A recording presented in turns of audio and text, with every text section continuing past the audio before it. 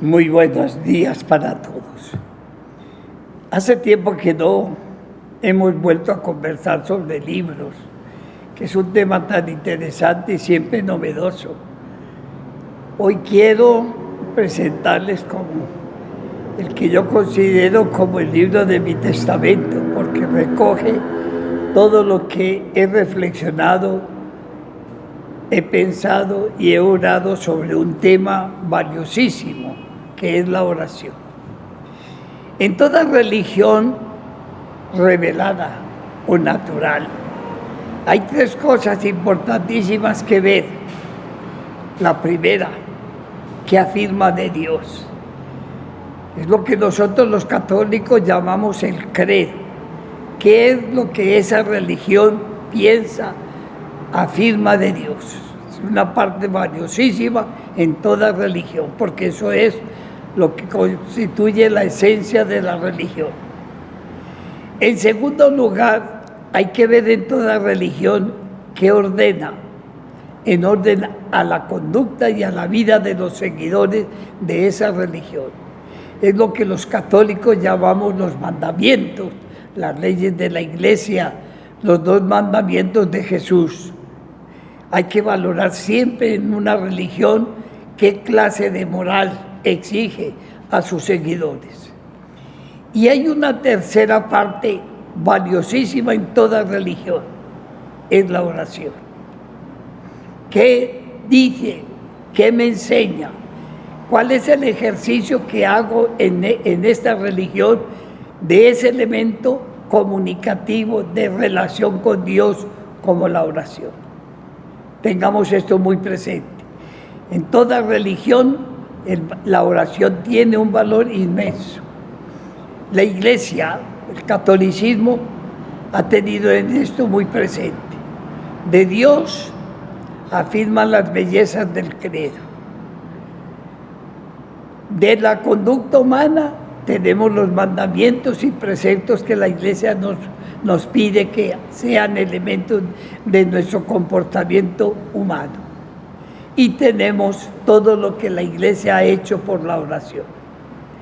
Siempre he tenido la inquietud de la oración, de conocerla, profundizarla, enseñarla y hacer lo posible por vivirla en mi vida.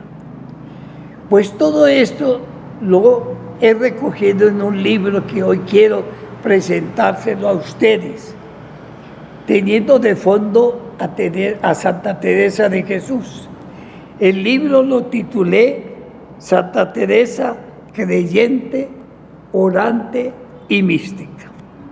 Entonces, es lo que quiero empezar a presentar hoy, como les decía, el testamento de mi vida y de mi pensamiento, que es lo que me ha movido a estar siempre inquieto por la oración. ¿Por qué tomé a Santa Teresa? Porque ella es un referente de la oración cristiana valiosísima. En su vida de oración, su vida mística, sus escritos, la fundación especialmente para la oración al hacer las fundaciones de su religiosa, etc. Pero me puse a pensar, a veces creemos que Santa Teresa brotó de la tierra y de la noche a la mañana fue orante y mística. ¿No? El proceso lo veremos en otro momento, pero Teresa es una cumbre de una cordillera. Asomándome a la ventana de mi habitación, veo siempre las montañas de Pereira, que son una especie de cordillera. Hay unas más altas, otras más bajas, y hay una cumbre que llamamos, y que todo pereirano quiere ver, la más alta de todas. Eso me dio idea de organizar lo que yo quería dejar respecto a la oración. Considerar la historia de la oración como el recorrido de una cordillera, donde nos vamos a encontrar diversos montes, diversas alturas, pero siempre con la visión del paisaje que proporciona. Entonces me propuse a hacer en el libro la historia de la oración hasta Santa Teresa. ¿Por qué? Por lo que les decía. Teresa no es un milagro de oración, sino es el fruto de unos años, de un trabajo, de toda una historia de la oración. Por eso empecé el libro estudiando 3 religiones monoteístas que han sido modelos de trabajo de oración. La primera es el budismo. Aunque no es religión, maneja muy bien la oración y tiene elementos aprovechables para la oración cristiana. Ahora está de moda el budismo porque llama la atención el esfuerzo que hacen los seguidores de esta religión para comunicarse con Dios a través de la oración. En segundo lugar, el islamismo, religión que va a dominar con el tiempo mucha parte del mundo. La extensión del islamismo es un hecho histórico por la multiplicación, por la fuerza que tienen, por muchas cosas. Pues bien, el islamismo es una religión de orantes. 5 veces al día. Cuando usted va a estos países del Oriente, le llama la atención de que 5 veces al día suenan desde las torres de ellos, de sus lugares de oración, la trompeta, llamando a todos los seguidores del islamismo a la oración. Tienen reglamentada la oración, la manera de orar, los lugares, etcétera, etcétera. Y tienen sus famosas mezquitas. Estos días, la catedral de Constantinopla la han convertido en mezquita, en lugar de oración. Es interesante que la oración en esta religión los haya sostenido a través de tantos siglos y que sea una religión muy viva, muy fuerte. Y la fuerza les viene de todo el ejercicio de la oración. Y entré después en la tercera, el judaísmo. Una religión monoteísta, es decir, de un solo Dios. Una religión que maneja en siglos la oración. Nos ha dejado todo un tesoro de oración, la colección más bella de oraciones a Dios que llamamos los salmos, los 150 salmos con los que podemos dirigir a Dios nuestra oración diaria. Tiene los grandes místicos contemplativos, Abraham, los patriarcas, Moisés. Son personas de mucha oración y sobre todo está David, el creador de muchos de esos salmos hermosos que hoy la Iglesia Católica los utiliza en su liturgia porque los valora muchísimo. Entonces tenemos pues que en esa cordillera 3 grandes montañas de oración. Estas 3 religiones. Pero llega Jesús de Nazaret. A él le podemos decir la oración encarnada. Vino a traernos la oración. Y lo más bello de la oración de Jesús es la que nos lo entregó al Padre. Padre es lo más valioso que Jesús hizo para enriquecer nuestra fe. Por eso nuestras oraciones, la mayoría, están dirigidos a Dios como Padre, porque así lo hizo Él.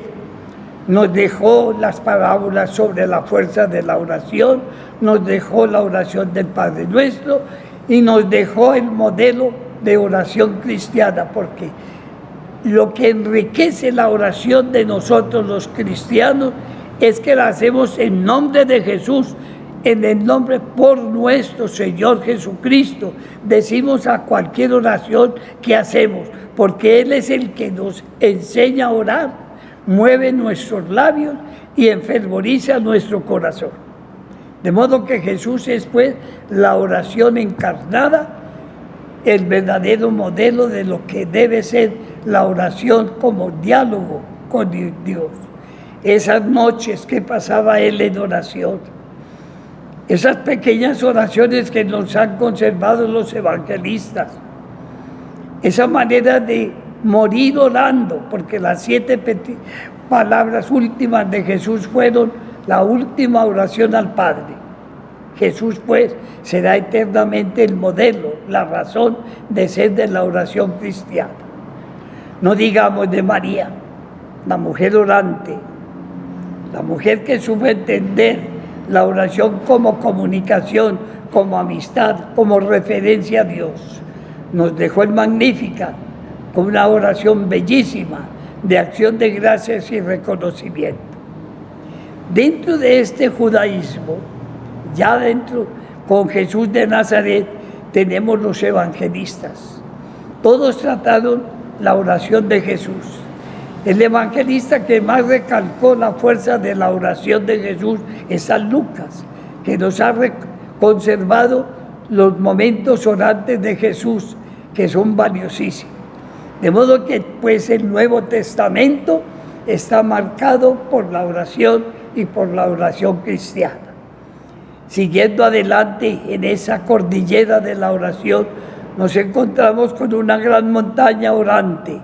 Es Pablo, hombre orante, hombre místico, hombre de experiencia de Dios maravillosa, hombre que nos dejó verdaderamente el modelo de cómo puede ser nuestra oración y trato diario con Dios. Tenemos pues a Pablo. Una vez ya expandido el cristianismo, la oración fue lo primero que apareció en estos primeros cristianos. Antes de que entremos a ver esta variedad de oraciones, vamos a tratar la creatividad de la Iglesia Católica respecto a la oración. No se ha contentado solo con la oración vocal, ni solamente con la oración litúrgica. La Iglesia ha creado maravillas en la oración. Está la oración de la naturaleza. Como la naturaleza es un momento bello de oración a Dios creador, a Dios providente.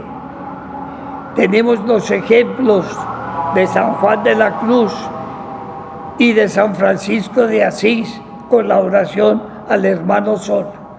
La naturaleza les sirvió a ellos como una presencia viva de Dios, creador, providente, amoroso. Y a través de la belleza de la naturaleza, el hombre ha orado a lo largo de los siglos. Tenemos la oración de la historia. Esto es una novedad. Esta oración de la historia nace del pueblo de Israel y es la que Jesús va a vivir. ¿Qué significa? Que la oración no es algo vagoroso, algo alejado, no. La oración es la vida. Orar la historia, orar cada momento de la existencia, orar todos los acontecimientos. Eso es la oración desde la historia, que hace que la oración se aterrice, que la oración no sea meramente unas palabras, que la oración sea presentarle a Dios nuestra existencia diaria en el cumplimiento del deber. La oración de la historia, esa es la oración cristiana. Oramos la historia, oramos la vida, oramos la presencia de Dios. Todos los sacramentos que son momentos bellos de oración son realidades espirituales de la vida de cada uno. De modo que tenemos pues la oración en la historia. Pero la Iglesia ha creado también otro sistema de oración, las imágenes. Yo sé que muchas religiones no quieren, yo sé que nuestros hermanos separados creen que adoramos las imágenes. No, nosotros no adoramos la imagen. La imagen me ayuda a encontrar detrás de la belleza artística y piadosa de la imagen, encuentro a Dios. Es el recuerdo de Dios en sus hijos, en los santos, en las imágenes. La Iglesia luchó mucho por conservar, crear y sostener la oración a través de las imágenes. Y tenemos bellezas lugares, basílicas, santuarios, capillas, iglesias, donde están nuestras imágenes, que son verdaderos llamamientos a la oración cristiana. Hay que valorar mucho la oración de las imágenes, que es una creación bella de la Iglesia en cuanto a la oración. Está la oración de interioridad.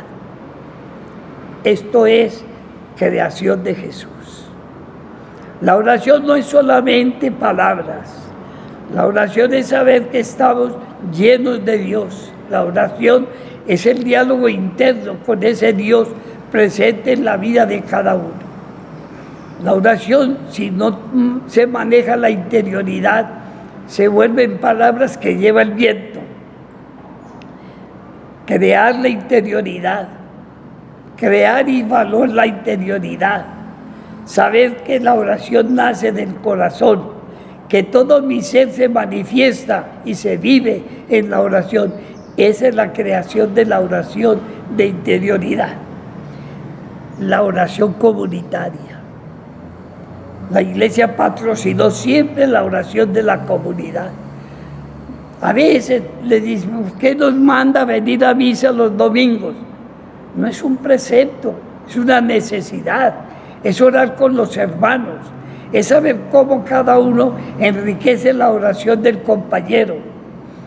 En estos días en que se han cerrado las iglesias, se ha visto la necesidad de lugares donde nos reunamos, eucaristías participadas, oraciones vocales, toda esta interioridad necesitamos manejarla y crearla y sostenerla.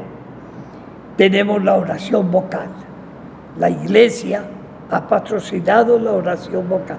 Miren que vamos en la cordillera, miren que vamos subiendo, miren que vamos encontrando paisajes muy bellos, miren que cada montaña me deja mirar a Dios a través de la oración vocal, de la oración ritual, de la oración de interioridad, de la oración de la creación, de la oración de las imágenes, etc. De modo que todo eso está en el libro, porque, repito, tenemos que hacer un camino bueno, largo, para encontrar ese monte alto, bello de la oración que se llama Teresa de Jesús. De modo que ahí tenemos, pues, las diversas creaciones que ha hecho la Iglesia para enriquecer, para que no se nos pierda la vocación orante. ¿Qué hicieron los primeros cristianos? Una vez que Jesús sube al cielo, una vez que los apóstoles evangelizan, conservar la oración. Y así vemos cómo se reunían en sus casas para celebrar la Eucaristía, la fracción del pan, como la llaman ellos, la oración comunitaria. Fue lo que alimentó la fuerza de los evangelizadores, los apóstoles y todos los que hicieron la maravilla de propagar el cristianismo. Fue la fuerza de los mártires lo que los sostuvo en su fe para entregar su vida. Fue la fuerza de ellos. De modo que ahí tenemos, pues, cómo la oración desde el principio de la Iglesia fue el alimento, el sostén, el encuentro, el recuerdo vivo de Dios en sus vidas. Y tenemos entonces cómo van a aparecer diversos métodos de oración. Hablemos no más que de tres en esta tarde, y otros días seguiremos adelante. La primera, ¿cómo oraban los ermitaños? Ustedes saben el fenómeno de los ermitaños. Siglo IV, Egipto y varios otros lugares se poblaron de hombres que se retiraban a orar, que vivían del trabajo, que oraban el día, y se pregunta uno, ellos no sabían leer, ellos no sabían ni tenían la Biblia en sus manos, ¿qué oraban? pues ellos inventaron una oración muy bella, la jaculatoria. Una oración breve, amorosa, que se repite. Desde pequeños aprendimos las jaculatorias, maneras brevísimas de dirigirnos a Dios. Hasta en nuestra tierra antioqueña tenemos los 1000 Jesuses, que es repetir suavemente el nombre de Dios, el sabor de Dios, la oración pequeña. Esa oración de jaculatoria fue la que alimentó a los ermitaños. Ahí, porque no tenían ni la parte eucarística ni la parte bíblica, pero esas oraciones salidas del corazón hacían que se sintieran fuertes. De modo que ahí tenemos pues, y ahí empieza a caminar por todos estos siglos, los escritores sagrados, los doctores de la Iglesia, todos ellos enseñándonos a orar, sosteniendo la oración, enriqueciendo la oración con sus escritos. Ahí tenemos las órdenes mendicantes. Cada fundador de esa institución medieval le dio a la oración en su comunidad un sabor bellísimo. Los dominicos manejando los conceptos teológicos de Dios, los franciscanos dándole todo el sabor amoroso del corazón, los carmelitas, a ejemplo de su fundador, el hombre orante, Elías, en el monte Carmelo. Hicimos de la oración como la razón de nuestra vocación. Así pues, vamos caminando en esa cordillera, porque Teresa es parte de esa cordillera, es heredera de esa riqueza de oración, participa de toda esa oración.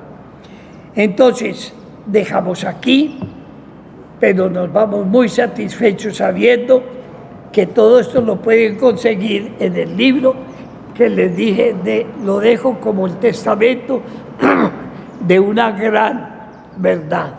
Pertenecer, seguir a Teresa, es aprender a orar con todo amor. Tengan todos un momento bello de oración para agradecerle a Él que nos regaló la posibilidad de dialogar, de pensarlo, de amarlo, de sentirlo, de verlo en todo nuestro corazón. Amén.